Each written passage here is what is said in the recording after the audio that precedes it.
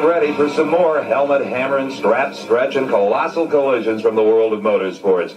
But before we begin, let's acknowledge the rules makers and the car constructors who made it possible for the drivers you'll see to indeed walk away. You ready? Good. Roll tape. Let's pick up the action of the 1991 NHRA Gator Nationals in the Funny Car semifinal. Now, some of you see John clear the four lane and think, oh boy, another course fire. This time it's Tom over in the near lane, launching a body and finishing the pass without first go. Adding insult to injury, Ford won the race by inches. Our far end camera has a good view of that floor sitting slightly off to one side. It's difficult for the layman to appreciate exactly how much that kind of explosion costs. In this replay, you can see the force of a floor explosion, which causes the body to immediately unlap right there. As air gets underneath, the fiberglass can disappears in a hurry. Next, we move to qualifying at the 1991 Mid-South Nationals. Roy McClellan in the four lane had to react fast as the left rear tire let go, causing his car to immediately want to make a violent right turn. It's a testament to Corey's driving skill that this was not a much more serious incident. Same race, round one. Frank Hawley in the far lane and Gerald went towards light direction had a similar problem, but this time at a much higher speed. The right rear tire shreds. The car turns violently left, almost getting into Frank Bradley. Once again, great driving. I think you've seen that happen to other drivers, but that was a first for you. Yeah, it was. You know, I didn't really know what happened. I thought possibly a frame broke or something because it hit the ground pretty hard, but moved around a lot, and obviously you think about staying out of the other driver's lane, and it wasn't all that bad. What was the technique you were using to keep it under control? If you've ever seen Steve Kinzer drive, that's what I was trying to do. Little sprint car action. Yeah. Okay. In funny car action at the Mid-South National, Jim Murphy got a surprise that every funny car driver dreads. Step on the pedal and call boom. It gives new meaning to the term in your face. Jim White went on to make a great pass, but the Murphy team was looking at major damage to a very expensive race engine. As we look again, Jim Murphy has just stepped on the pedal, a valve hangs open, fire backs up into the blower, with the result being a power lift to the body that Jim Murphy will not soon forget. Moving to qualifying action at the 1991 Spring Nationals, funny car driver Freddie Neely in the near lane loses control right at the start.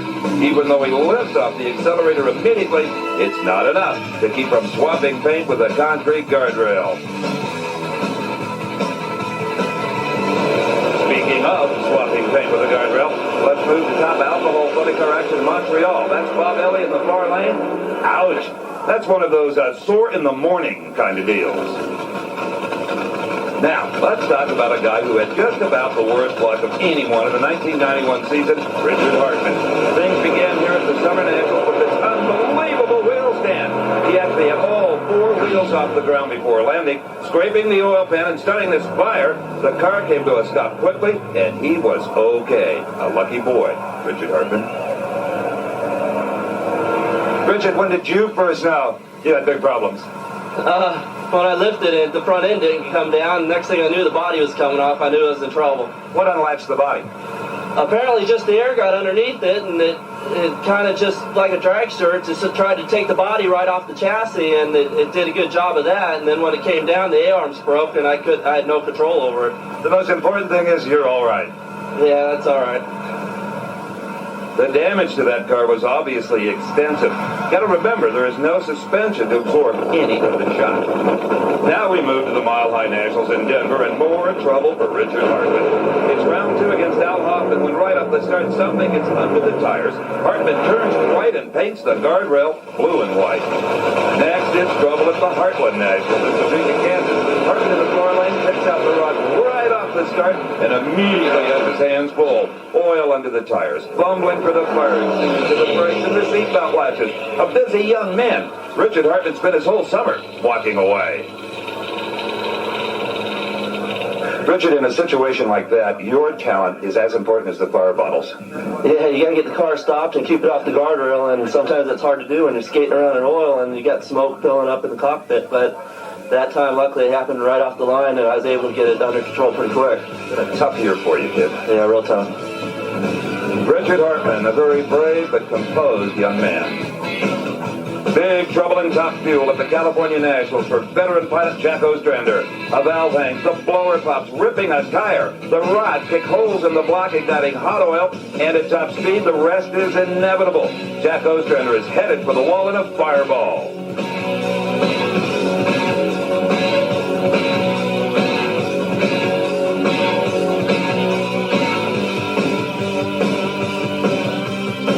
Jack was apparently not seriously hurt. The NHRA safety safari took no chances and gingerly extracted Ostrander from the smashed car. He is awake and alert right now. He's conscious. He seems to be pretty well oriented. He's got superficial burns on his face. Also, there are some burns on his right hand. His vital signs are good. His blood pressure is good. His pulse is regular. And he's being transported by helicopter now to a local hospital. And he was unconscious for a while, so he'll have to have some head injury examinations and also for neck injuries and that matter. But I think he's going to be okay. Translation: he was just fine and showed up at the next race. But he wished he hadn't shown up in Dallas, Texas at the Chief Nationals later in the season in his backup car. In qualifying, there was more big problems for the man from Michigan. Once again, he found himself hurled into a concrete barrier at over 200 miles an hour. And although there was less fire, Jack Ostrander had to know that his racing luck could get no worse. In replay, we can see exactly what happened. Just after the finish line, the chassis appeared to break right behind the engine. Then the force of the parachute deploying caused the rear section of the car to separate completely. At that point, all control was gone, and Ostrander was a helpless rider. Jack Ostrander is shaken, obviously, but he has survived his second terrible accident this season. You okay, Jack? Sure. I don't know what happened. I don't think anybody's sure what happened. A lot of things may have happened. I don't know. The motors look like they're still together. I don't know. 2 in 1 season, that's more than any man ought to have to experience. One's enough.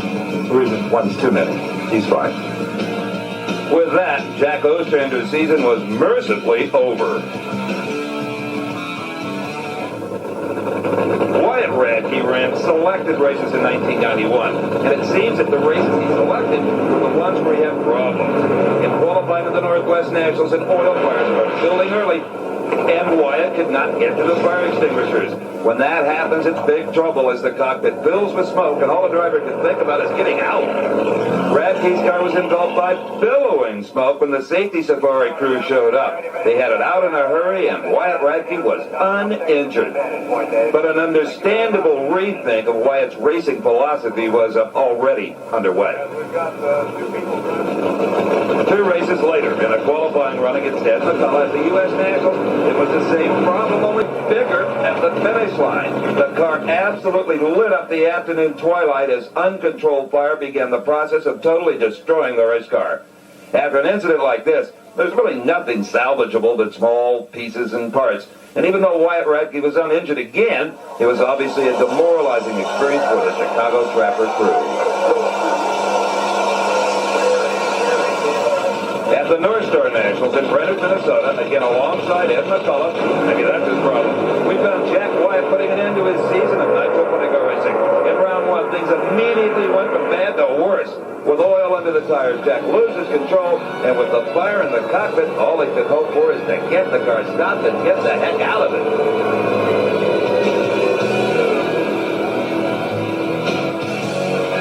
In this replay, I think we can see what happened. With a hole in the engine block, oil gets under the tires.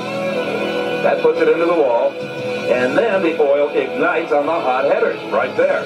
After that, Jack Wyatt, like many others, is just along for the ride. He can't see a thing. The first time Jack had one of these incidents, he said, "Hey, Evans, does this mean I get on TV?" Well, at this point, he was rather sick of us. Jack was uninjured, but his formerly white helmet is testimony to the intensity of the fire inside the cockpit.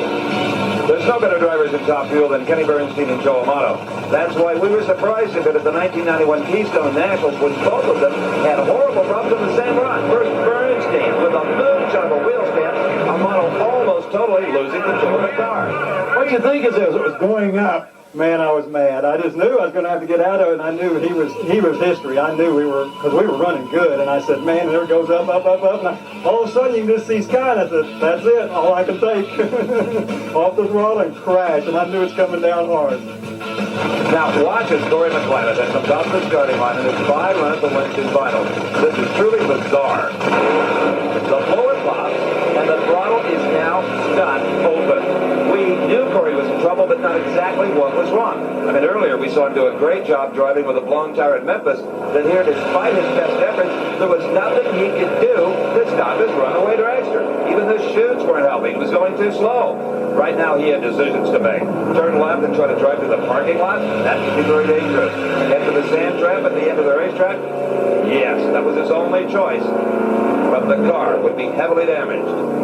At about 90 miles per hour, that, of course, was inevitable. Well, Corey, you knew you had a runaway car before any of us did. Yeah, I mean, something in that case, I didn't know what to do. I couldn't unstick the throttle. I pulled the parachutes. I did everything that they give us for safety-wise to stop the car, other than using my feet. You know, I didn't know. There wasn't a dang thing I could do. I didn't want to go through the parking lot. It might hurt somebody else. I had to do what they make these things for, and drive right through the sand. You did a fine job. Thank you very much. Corey rebuilt for 1992 and was second in the Winston Championship chase. All right, let's switch gears to mud bog racing at the Mississippi Valley Fairgrounds in Davenport, Iowa. In this incident, Ben Medina from Olathe, Colorado, knew that there was little room for error in that 4 lane. Now, probably distracted by mud in the face, Medina was in big trouble against the wall.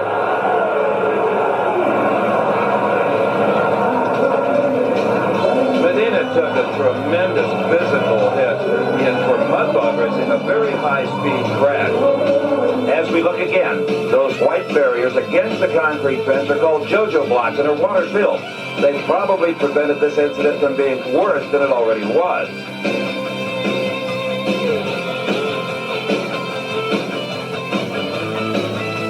This second angle shows that even though the impact was essentially a glancing blow, the devastation to the mud racer was complete. And I'm sure you saw in this replay the tremendous hit the roll cage took directly on the racetrack. It held up intact and is one of the reasons that Ben Medina walked away. But in this case, it was to an ambulance where he was taken to a hospital for observation. Okay, Sedalia, Missouri, and the Missouri State Fairgrounds was the site of this incident involving Chris Fadling from Dade City, Florida.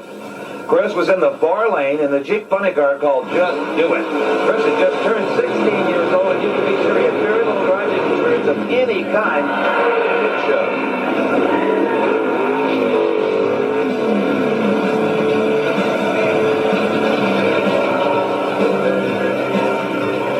The roll cage remained intact, and it was just a matter of loosening the safety belt for Chris Fadling to walk away.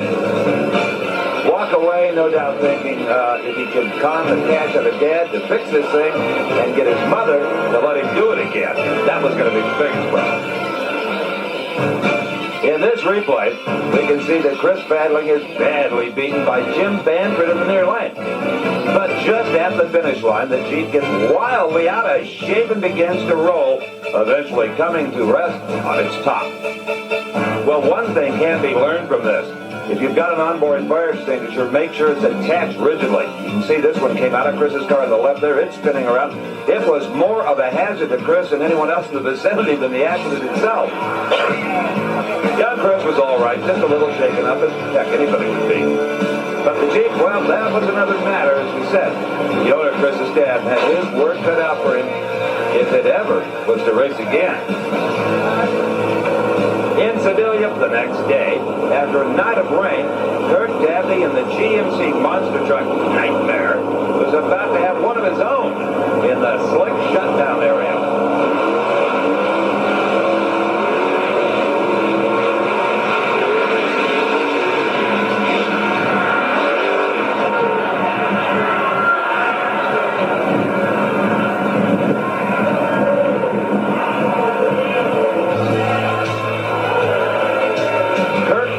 The truck uninjured. having taken one of the wildest rides in his young career. In this replay, we can see that initially the truck gets completely over on its side. It's all over, you say. But miraculously, Kirk Dabney almost saves it by applying power at exactly the right moment, overdoing it slightly, however. The next thing Kirk knows, he's on his head for good. Army Armstrong talks to him. Kirk, first of all, you okay? Yeah, Army, I'm fine. Okay, you high-sided it back in the throttle. It looked like you're going to be able to pull it out, but it just didn't work for you. I'm relatively new, so we're not really sure what happened. We're going to have to take a look at the replay and see what happened. We're pretty upset that we turned the truck over, but we'll be back. As this second angle shows us, we can see that Kirk almost gathered it up. Right there. The new guy almost saved the day. The summer of '92 is one old pal and publisher of popular hot rodding magazine, George Elliott, will never forget. A regular at the wheel of Roger Gustin's jet car, George thought this would be just another exhibition run at Indianapolis Raceway Park, the Super Chevy Shootout. But at 263 miles an hour, things went terribly wrong.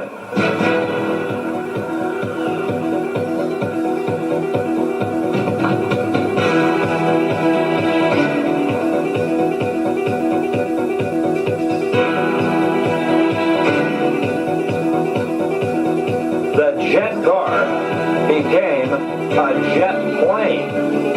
Initially, releasing both parachutes at the same time was blamed for the accident. But a further study showed it was an aerodynamic default that sent this car heading for the moon. Watch the impact against the wall. In fact, it came down on the knife edge of the guardrail. Incredibly, George Elliott walked away without a scratch. Watch it again. He had a co-pilot.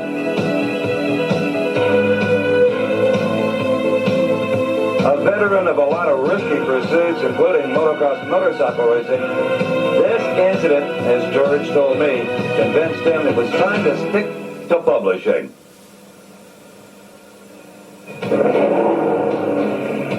The Monster Mile in Dover, Delaware. It's called the Monster because it eats dreams. Those that attempt to ride its spine do so at their own peril. The turns are like canyon walls. The straight faint steeper than many tracks turn. Concentrate everywhere. Rest nowhere. Few leave here unscathed in equipment or spirit. 500 miles anywhere else is a Sunday school picnic compared to 500 on the Monster. It's a rush like no other to bring the Monster down, but exhausting to fight it and lose. In our first visit to the Monster Mile for stock car action, young Michael Walton was setting a speed record down the front straight in first. In replay, we can see that Michael's trouble started entering turn 4. As he exited the turn, the car gracefully turned 180 degrees and headed down the front stretch backwards. At first glance, we thought that he might be able to gather it up without damage. But the high banking at Dover sent everything to the middle, and his day was soon finished against the pit wall.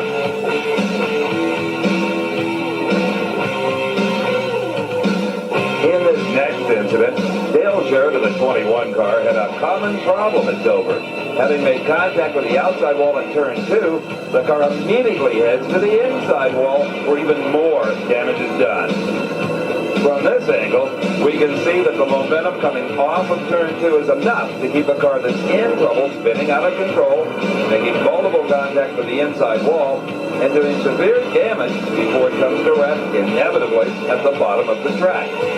Dale Jarrett's day was through. His car towed to the garage, and to say the least, he was not happy with the driving style of certain other competitors.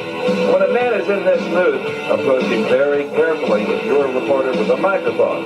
Unless, of course, you happen to be his older and bigger brother Glenn. You'll have to ask the 22 car what happened. I don't know. I just riding in line. We were passing the 26 car. And next thing I know, I'm turned sideways.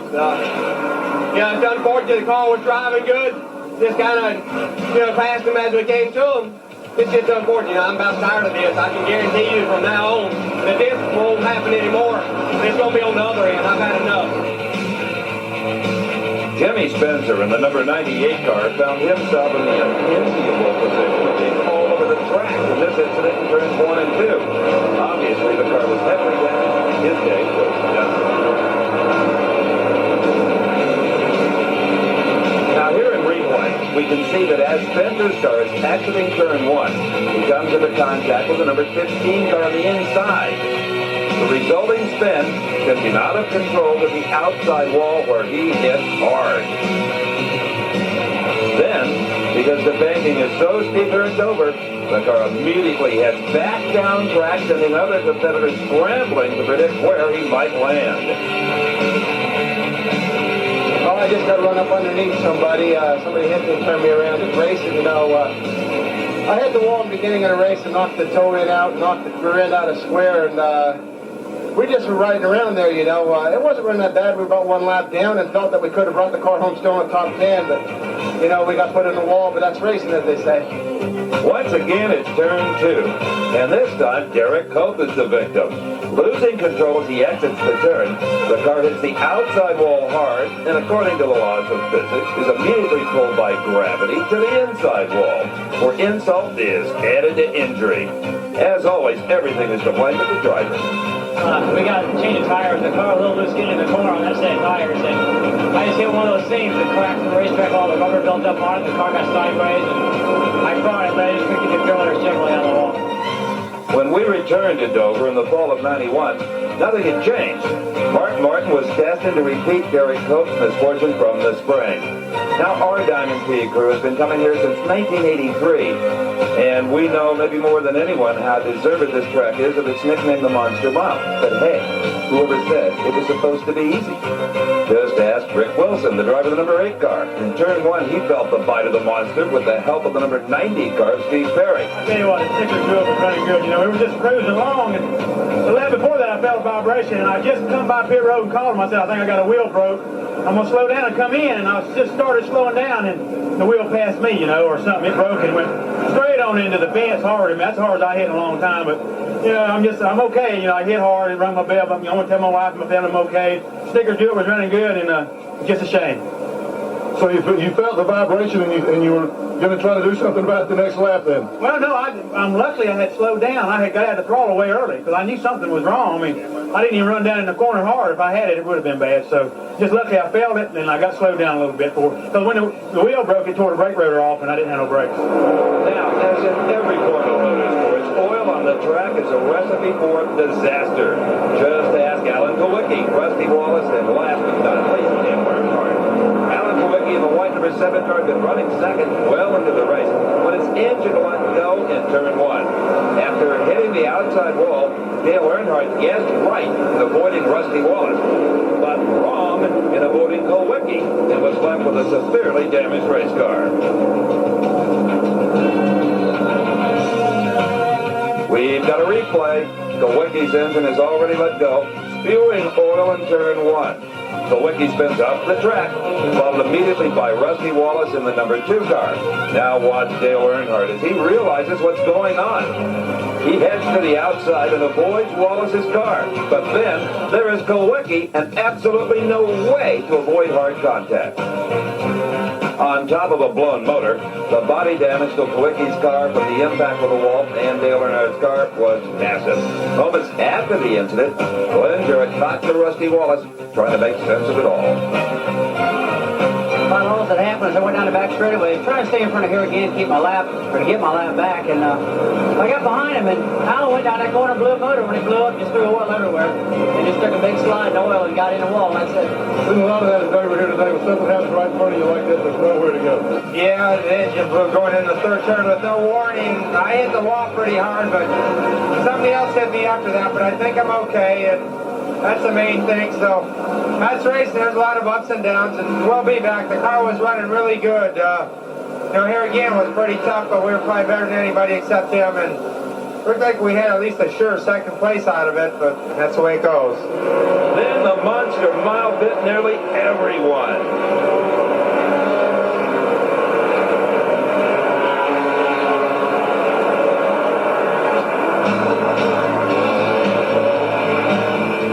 That may have looked like a bunch of toy cars, but believe me, they were real. On the restart of the backstretch with everyone back close together, 19 Chad Little was the first to get out of shape, followed by almost everyone else, including Ernie Urban, Ken Schrader, Dale Jarrett, Sterling Marlin, and Michael Waltrip.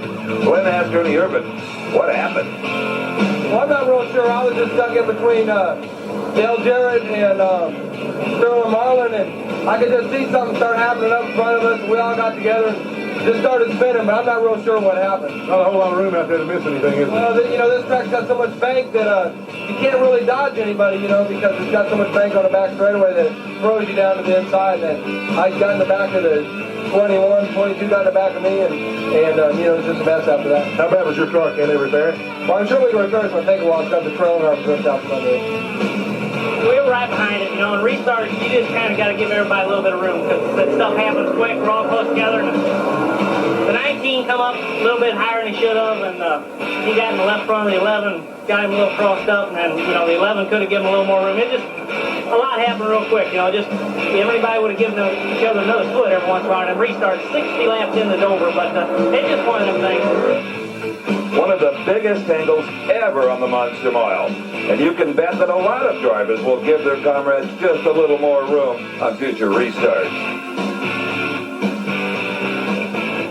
From Dover, we move 3,000 miles southwest to Phoenix International Raceway and the Copper Classic, where late model stock car qualifying 42 Alan Brown tested the integrity of the turn 4 wall. He fought the wall and the wall won.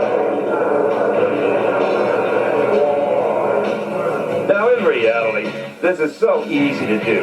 A driver wants to qualify well, so he finds himself getting into a fast turn a little too hot. Before he knows it, he's looking at the car's back end coming around. Reflexively, he locks up the wheels, and the rest is bent metal.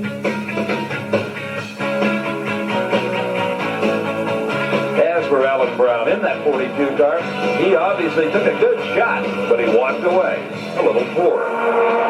Now, here's a man who should have known all the pitfalls of circle track racing. The legend himself, A.J. Foyt. But in his first appearance in a race car in more than a year, the zeal to qualify well was his undoing. Everyone's first thought was that he had re-injured his leg, that he was unhurt. Once again, a classic mistake even a Foyt can make. A.J. dipped the left front wheel under the line, entered the turn too hot, and the sheer momentum pounded the spinning car into the outside wall.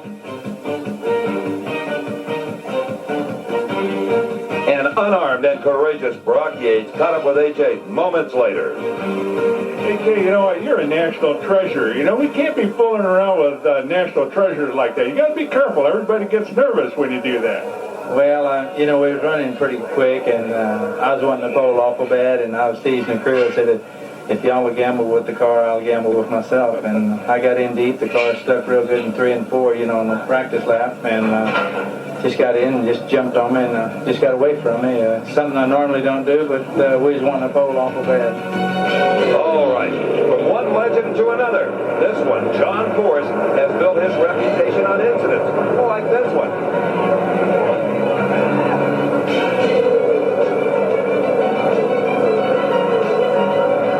Many of you will remember John's 1990 season, filled with bone-crunching action.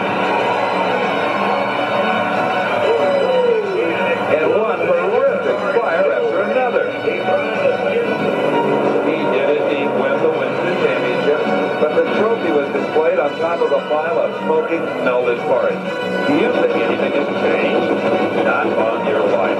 Come with me now to the 1991 Grand National in Montreal, where we begin the latest episode of the continuing track racing drama of John Force, unintentional stunt driver.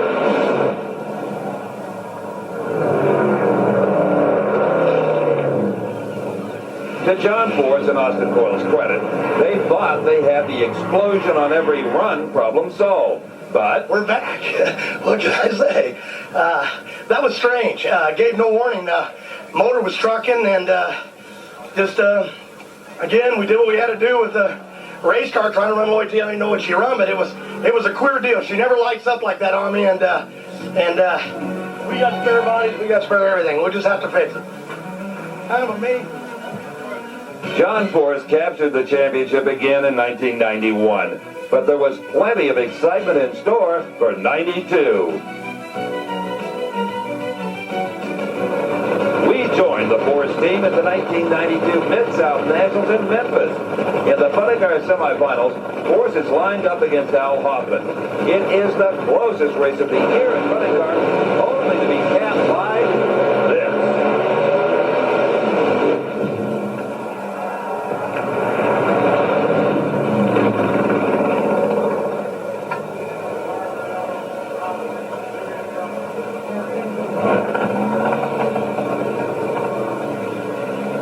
You have just witnessed the now infamous The Day John Force Saw Elvis Crash. Again, miraculously, John Force scrambled from the wreckage of another car. He truly is something. The difference at the finish line was less than 1/1000th of a second. Force lost, then the engine exploded. In this second replay, the car had become engulfed immediately, and it was only seconds before the rear tires exploded from the intense heat. Now, completely out of control, the car veered left and hit the guardrail. That's where he saw the king, with enough energy to dislodge the body. Thank goodness. Shedding the body was the best thing to happen because it kept the fire off of John and allowed him to escape the car when it finally came to rest. Here's my interview with John that was not seen on national television. Bitchin', huh? Is this live? Close enough. Sorry, Hoffman, we got you covered, buddy. Do you hurt? You got any burns? How are you? Get rid of the body, no fire. And safety is fire guys. I love them some guys. I couldn't believe it. She was backwards, and I still had fire. And then I realized there was no body, and they were right on top of me. But then she rolled, and I couldn't figure that out. And just kind of climbed out. But pretty exciting day. But we got a brand new spare one in the trailer, and one by Pluger being built. They ain't putting us out of the deal. And the rest of them guys, we took an 800 points lead, and that's what it's all about. Ever the showman, John paraded the burnt car down the racetrack in what had to be a bittersweet moment for the Winston champion. Recovering from such an incident is a huge task for even the best teams.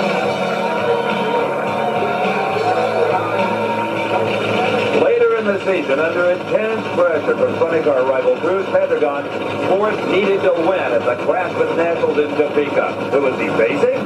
His arch rival in the McDonald's car. That meant only one thing: pull out all the stops. Force had Pendragon covered until the engine let go at half track. And the rest is pure John Force.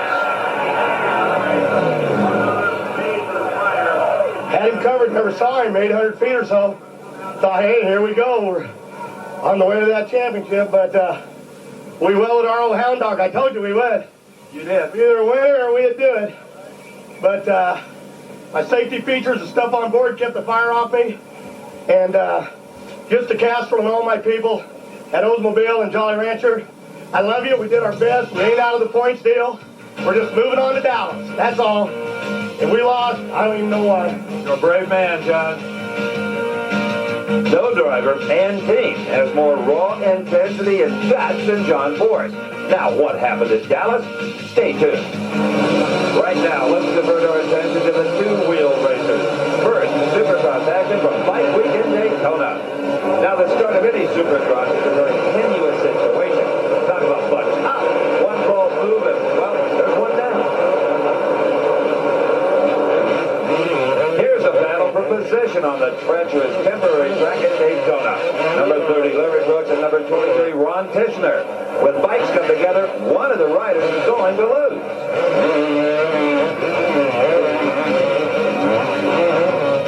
In this replay, here comes Brooks on the inside going for the pass, but Tishner closes the door, and Brooks, trying to take evasive action, becomes unbalanced. The bike going one way, Larry going the other.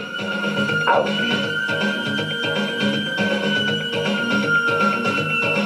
Well, maybe we he could get a clean start in this moto. They are all giving each other space. Not. And on the inside, 3 riders go down. And you know, the rider on the inside gets the worst of it. He's not even on the track and gets caught up in the boundary markers in the hay bales. 2 other riders are having their own coming together. It's not the way to win motos. I don't recommend it.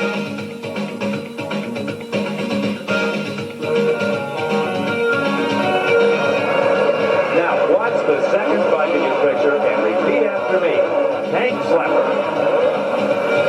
Yep, that's what it's called. And as you can see, the result of slapping one's tank is in no way pleasant. The rider here is number 67, Jeff Pastrana. And in replay, you'll see that he misjudges a small jump. And now with his body weight distributed all wrong, it is not long before he and the bike are separated. You American iron lovers will immediately recognize this sound. It's the Harley-Davidson Twin Sports Competition at Daytona. And here are number 17, Yvonne Duhamel, and number 10, Sean Higby, battling for position. Rule number 1 in this type of racing, never touch. Rule number 2, no matter what your psychotherapist may tell you, do not take your sensitivity to the track.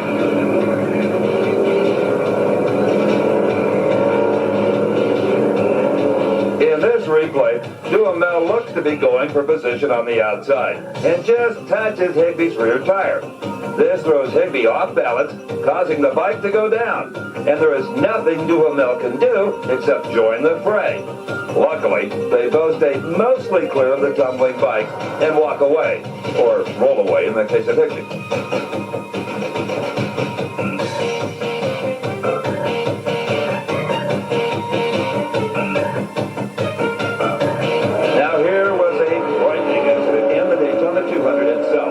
Number 34, Pascal Picat, had just left the pits and was coming back up to speed. When he began his lean into a slight left-hander, the new rear tire slid out from under the bike and immediately flipped Picat off of the bike with enough force to send him tumbling over 50 feet. A truly scary moment at Daytona.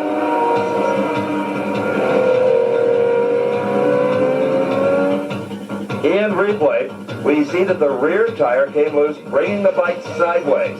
As the bike lost momentum, the rear wheel dug in and immediately flipped the cot onto the pavement. Luckily, he landed solidly on his back in the initial impact, but the tumbling across the infield was a violent experience and tested all of the safety gear these riders wear. Now, it sent Pascal Picat to the hospital for observation. And believe it or not, he was pretty much okay. Medical attention was immediate, but we could all believe that Pascal Picat was in a lot of pain. Wouldn't you be?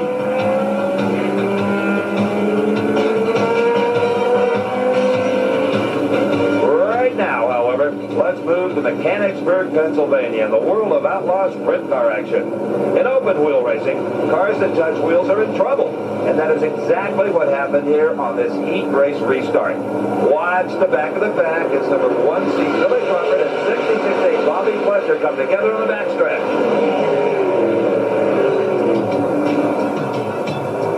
Nasty, nasty stuff, but typical of this kind of racing. In this first replay, we can see that the 2 cars do indeed touch wheels, just like the motorcycles did earlier. And when this happens, the results can go in any direction. In this particular case, both cars headed for the inside guardrail and hit it hard.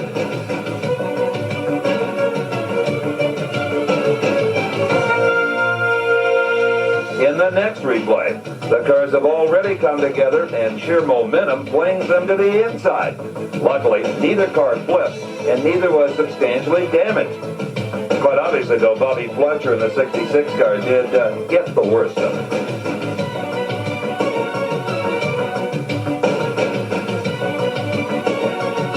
Okay, let's pick up some more monster truck action, this time from the Racine County Fairgrounds in Racine, Wisconsin. In the near lane is Colt Colebrook in Nick Bike. of the second jump. Snakebite is out of shape. He jumps the JoJo blocks and shatters a maintenance shed like an atom bomb. This isn't as good as the police cars exploding, but it's close. As we look one more time, it is obvious that Colt Cobra, brother of Shelby, has lost all control after hitting the second jump. He disintegrates the water barrier, leaps the snow fence in a single bound, proving that construction standards in Wisconsin are slipping. Colt, the rule of thumb in the sport, and we've already talked about it in the past, you get in trouble, you throttle up, and it pulls you out of trouble. Not the case today. Army, this left lane, it's a pretty rough lane. The right lane, a lot of guys qualify as a lot faster lane. I drove that barefoot truck. I knew I was going to have to run hard and run fast. Kind of threw me off the one side there, and the back end sprung up on me. I was powering out of it, and I was kind of looking for the remote control guy to be killing me, and it never came around. And next thing I know, I was sitting in the barn down there. So, it's one of them freak accidents that happen. This is a pretty short track here. You got to have all your P's and Q's together when you're running out here, and these boys are making it tough on me, but I'm going to keep struggling along here, and I'm going to be back. I can guarantee it. How on earth does Army Armstrong keep a straight face? In our last monster truck incident, I got to get a grip. We traveled in north central Pennsylvania in the Bloomsburg Fairgrounds, where King Crunch in the far lane versus Barefoot. A good tight race, and at the end, King Crunch loses twice. Scott Stevens could not control the monster truck after the second jump, and over it goes.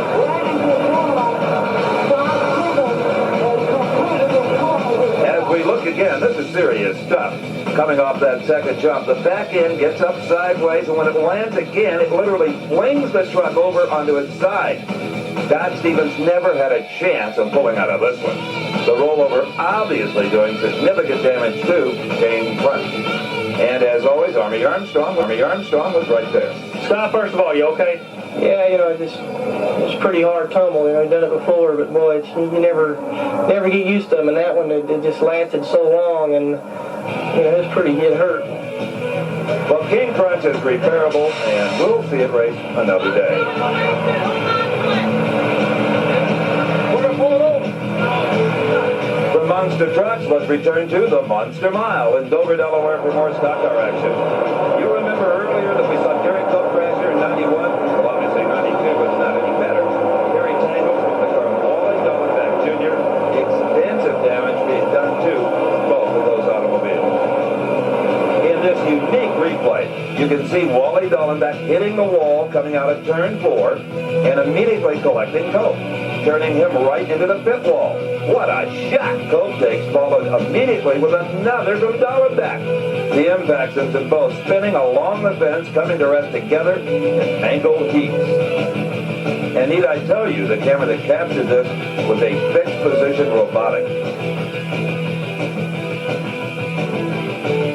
Well, we had got loose set of tires. The car was backing up a little bit. It started to come back on me, and Wally looked like the car got a little bit tight, pushed up on the corner there, and he started going right onto the wall. And I tried to turn the car left to get out of the way, and he just come back into me. And we didn't have any place for the fuel lever for Chevrolet to go. Yeah, that was quite a hit. We were fighting a pretty bad understeer all day, and that last time coming out of 4, it just took off for the wall. And there was nothing I could do. I'm sorry that Derek had to get caught up in that, but it was quite a hit. Now listen, as the in-car microphone captures this Mark Martin incident and commentators Buddy Baker and Neil Bonnett's response to it. Neil always thinks this and there is not what tire smoke is. That's pretty well the way it is, I think. As we slow down the action, Mark Martin and Dave Marcus have tangled on the backstretch. Martin completely out of control, heads straight for the infield and hits the barrier hard. He was, however, able to continue in the race.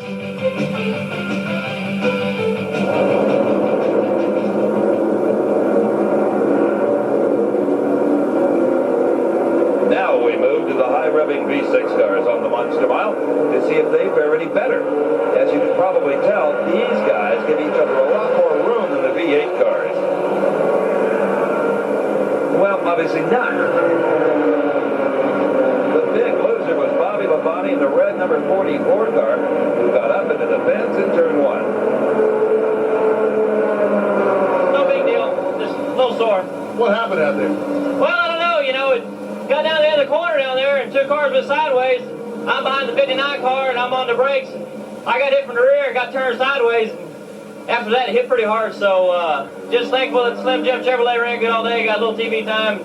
Hey, we're all right. We'll get them next week. Well, do you know who started the incident? No, I really don't. You know, it just everybody was bunched up right there. I don't know what it was, but somebody started spinning. 2 cars started spinning, and I seen cars behind me coming faster than they probably should have. And hey, from there it's over. You know. Well, it's pretty hard out there, isn't it? Well, I tell you it is. I never hit that hard before, but we'll be sore tomorrow. We'll get them later. Now here is what happens when one car nudges another car from behind. Generally, the car in front gets the worst of the deal. Just ask number 63, Chuck Bound. And to add insult to injury, here comes the 08 car of Bobby Donner to give Chuck another shot, as if he needed it. In the replay, we can see Bound heading for the inside, which is what happens in every incident on the Monster. Right behind him comes Bobby Donner, who takes a good lick himself. They both continue to scrub off speed as they again make contact against the inside wall. And these kind of incidents, you can bet the driver wakes up in the morning with black and blue marks where the shoulder straps were. Well, they were just racing hard, and the tires were cold on a restart, not gripping that well. I broke loose coming off 4. I caught it, and I thought I had it straightened up, but I had to come out of the throttle to catch it. And in doing so, I lost my momentum. I think Jeff Gordon got in me a little bit from behind. He didn't mean to. It was just hard racing. It's one of them deals. What a terrible way to start a week. Yeah, things haven't went exactly how we hoped, but car was running good. We were on the lead lap. Something happened with Chuck Bound up there, and I got out of the throttle, and Richard Lassiter run into the back and turned me into the inside wall. Well, the word we got from Chuck was his car got a little loose, and as he cracked the throttle, then Jeff Gordon bumped him. Just started a chain reaction, I guess. Yeah, that must be it, because I said I saw them all turning around, and I just eased out of the throttle, and Richard must have been right on my back end, and he just got into me and turned me around. A similar incident a little bit later. Again, proving the point that bank straights have the effect of sending every incident into the inside wall. Here, Jimmy Spencer and Jeff Gordon get some rough treatment from the Monster.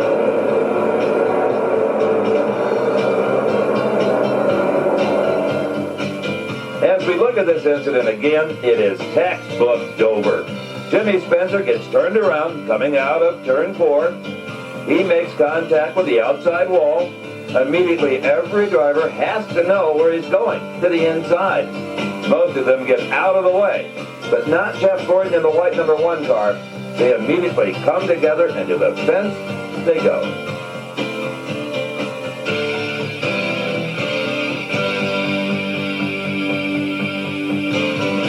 Second verse, same as the first.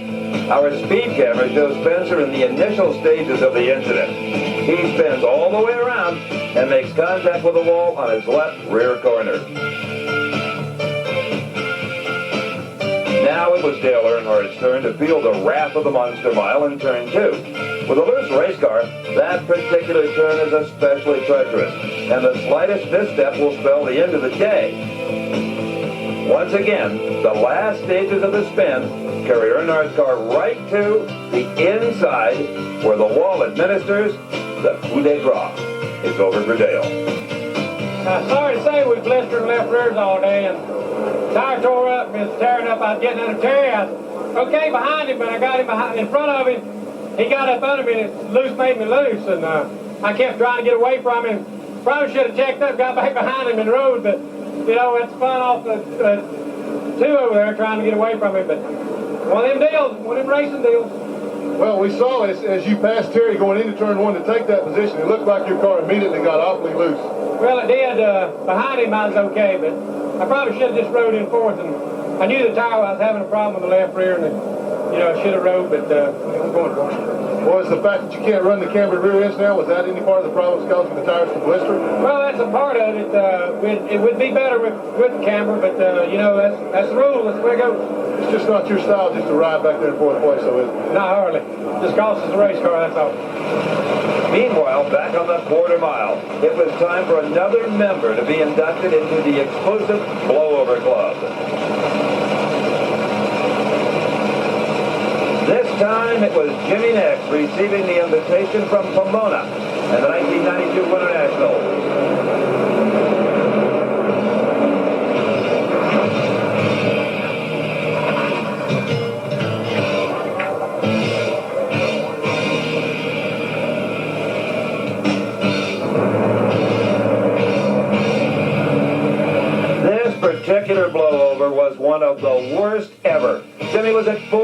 power and speed, and it happened with such violence that most of the car disintegrated, with the engine bursting into flames as it hit the concrete.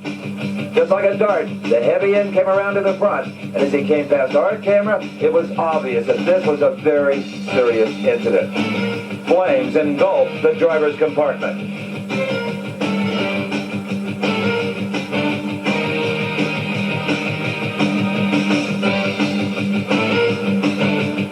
Closer inspection shows that the canards, the small front wings, broke loose and turned upwards, providing lift instead of downforce. Jimmy Nick was flown to an area burn center for treatment. Before the end of the 92 season, he was back in the cockpit. Veteran driver Michael Brotherton came to the Winter Nationals as the new driver of the Darrell Gwynn Top Fuel Extra, and in round one promptly had problems that called on all of his experience as a professional driver. Brotherton on the far side of the racetrack.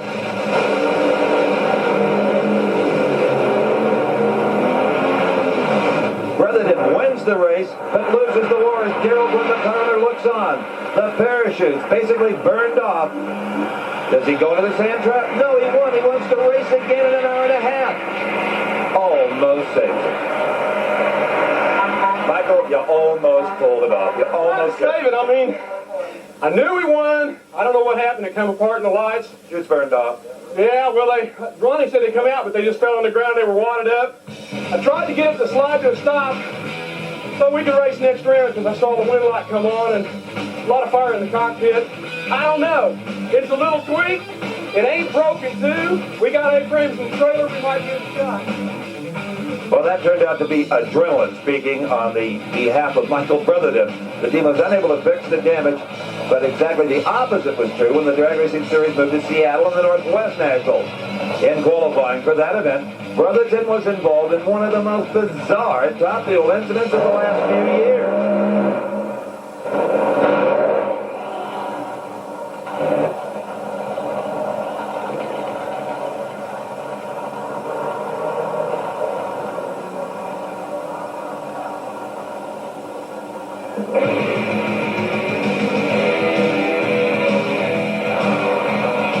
That was just too weird. And unlike anything I have ever seen, just off the starting line, the car made a violent right turn and almost gracefully rolled over onto its side. With the throttle stuck open, the spinning rear wheels caused the machine to pirouette around the racetrack. As you might imagine, the damage being done was extensive as the car managed to hit the guardrails with both ends. The nose of the car was obviously the most extensively damaged. But in what seemed like an eternity, Michael Brotherton was trying desperately to bring the car to a stop and avoid any further damage. The engine's still running here. Even though he has got off the throttle, the fuel pressure is not allowing the butterflies in the injector to close completely. Magnesium sparks being ground away as more and more damage is done with every tick of the clock. Throttle hang open possibly? Yeah, these things, the fuel pressure's real tricky on them, and a little bit happened once before in Gainesville, and when you're that close to the starting line, before the high speeds bleed the fuel off, the pressure's way up, and when it zings the tires like that, the fuel pressure goes even higher. So when you lift off the pedal, they don't want to follow your foot, and then things go downhill from there. So you're okay? We're fine. We're fine, yeah. Same cannot be said for the race car. In one of the greatest efforts of the year, the Gwynn team was able to repair the car and come back to win the Northwest Nationals. It was an inspiration to everyone in the racing community. Eddie, the Thrill Hill, is always a tough competitor. And at Le Grand National in Montreal in 1992, he wanted low elapsed time in qualifying and did what he had to do to get it. On this particular day, that meant exploding an engine, blowing a tire, and burning off the parachutes. That's all. But Eddie Hill is one of those you gotta do what you gotta do kind of guys. Well, I try not to thrill him like that, but I guess a little of that goes along with it. Where do we turn? 5 flat, low elapsed time track record. All right, that's what we needed. All right, I'd blow another tire for that. I rest my case on Eddie Hill. And then in round 1 at the Mile High Nationals in Denver, Eddie came to the line against Clayton Harris. Hill had already ruined 2 motors at this event, and any more damage was a stiff blow to the fortunes of his team. Not only did Hill grenade an engine, Clayton Harris did too. And it was only good fortune they did not come together in the shutdown area of the track. Whoa. Eddie's wife, Mercy, she knew her husband was okay, not her first day at the track. But the sight of another expensive engine going up in flames, it meant at that point in time, their drag racing season was over. They were broke. Their sponsor came to the rescue, and they showed up the next weekend at Sears Point, ready to race. The trouble for Eddie Hill in Denver started immediately after the green light. The tires broke loose. There's the smoke. The engine revved up beyond all tolerance, causing a hydraulicking situation, resulting in the rods being kicked out. The oil fire was immediate and intense. Ironically, the exact same thing was happening to Clayton Harris in the near lane. In this second angle, you can see the magnitude of the fire. It caused the left rear tire to blow, taking out part of the wing. Now, this combination of disasters resulted in big control problems, causing Hill to veer all over the racetrack. 4, and they walked away 3, and all of us at Diamond P Sports, I'm Steve Evans. So long, until next time.